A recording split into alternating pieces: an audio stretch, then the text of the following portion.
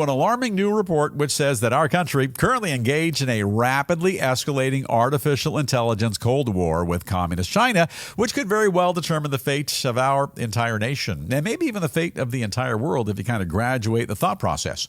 Goes on to warn that if the CCP eventually maintains that potential growing advantage and winds up winning the race, the U.S. will ultimately become nothing more than a second-rate has-been power. I don't like the sound of that. The document also warns that if China wins the AI war, they're going to be able to dominate the global trade markets with their cheap and high-quality technology, basically driving a number of American companies right out of business.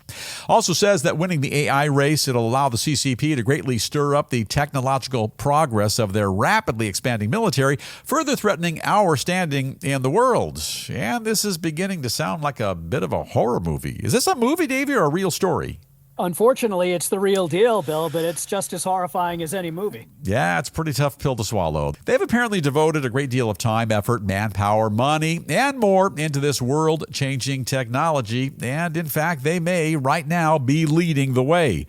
This is never to suggest that we're slouches, and some of the brightest minds in our country doing all they can right now to create and innovate and hopefully one day dominate the world of AI.